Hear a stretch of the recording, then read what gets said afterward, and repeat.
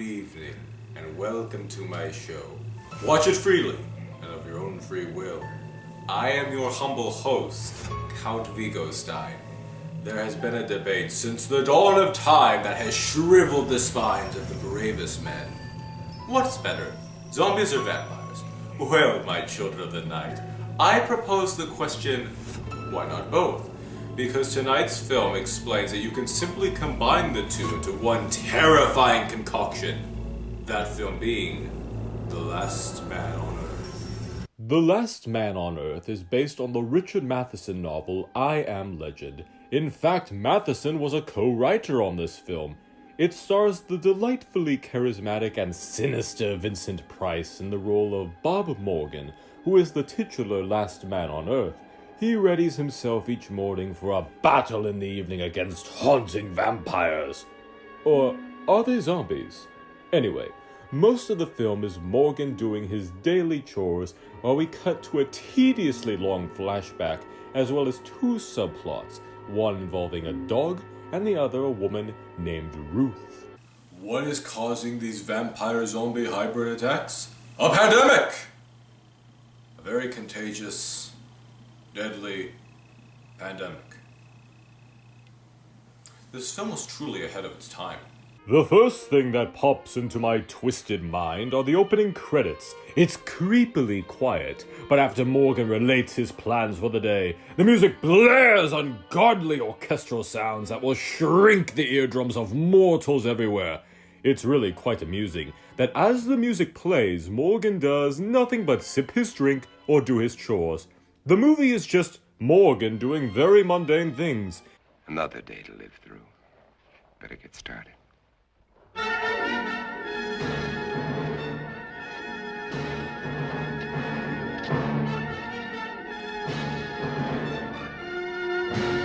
And when you think it's over, it happens again! Seems like 100 million.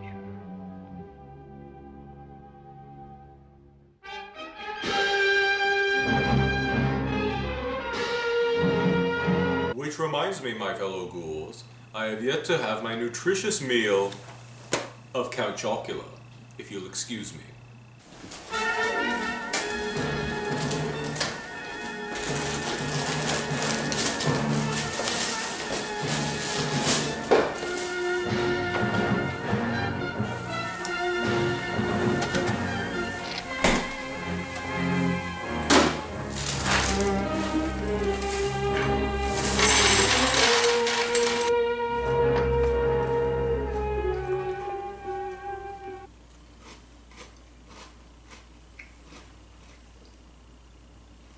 What am I doing with my life?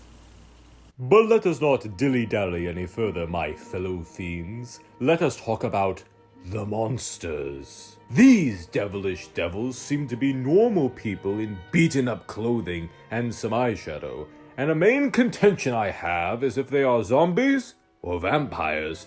They dislike mirrors, but they still have a reflection. They dislike sunlight, but they don't sleep during it. The distaste for garlic might be a giveaway, but they don't seem to drink blood. It's a little frustrating, but the film does refer to them as vampires, so while not the traditional ones, we can safely assume they are a certain type of vampire. And as a vampire myself, I find this film to be extremely offensive. The film is titled The Last Man on Earth, but vampires are people too. For shame. Whatever the case, if there's one thing these vampires love to do, it's to try breaking into Morgan's house and constantly call out his name.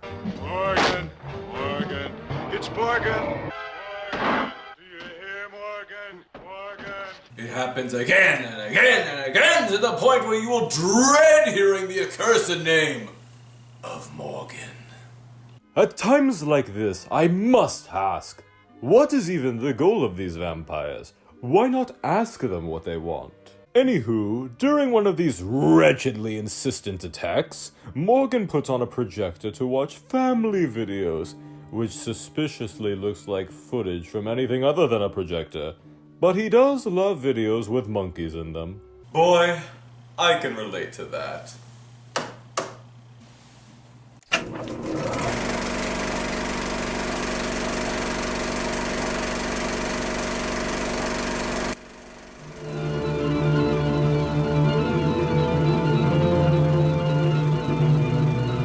But alas, we come to the dreaded flashback, the cliché that haunts my nightmares every time I view a horror film. But this one lasts for what feels like an eternity! We see his offspring's birthday, her getting sick and dying, the start of the plague, the death of his wife, and then her macabre resurrection. If the flashback doesn't turn you undead, nothing will. Then there's the dog. Every good horror film needs an animal to perish in. Excuse me. So a dog prances into the film and then runs away from Morgan. It's Morgan. Wait! Don't run away! Yes, don't run away from Vincent Price, the world's scariest man. After catching the canine, we spend a few minutes with it, only for Morgan to discover it's infected, and then kills it. There you are, children. Enjoy! Finally, we stumble upon the last plot point, that of the character of Ruth, who tiredly crosses paths with Morgan, and we learn that he is immune to the virus because of being bitten by a bat.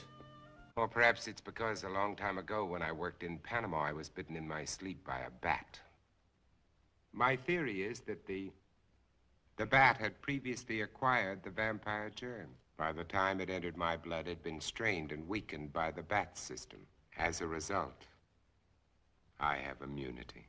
So, why didn't he use this information to help make an immunity vaccine? You know what? Whatever, the film's almost over.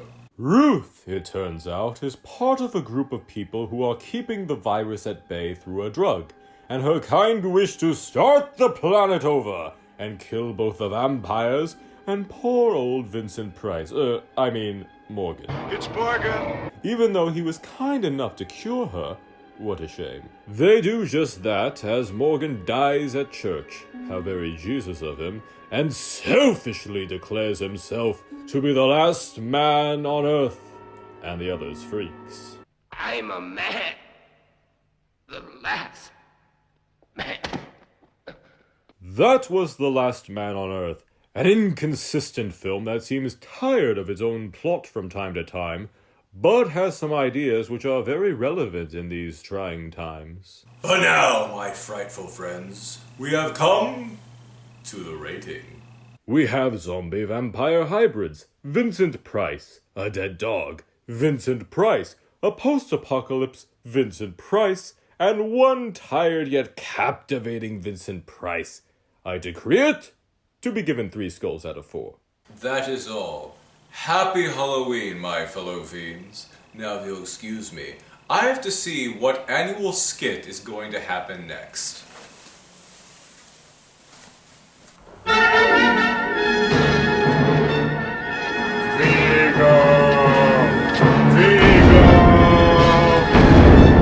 Oh no, it's the zombie-vampire hybrid things. I don't have any garlic because I am a vampire myself, so it'll have to be a mirror. Happy Halloween.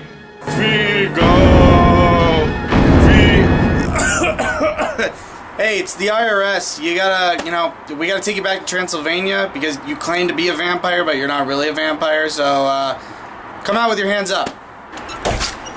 The power of Dracula compels you. I should've went to Nicolas Cage. At least he knows his ABCs.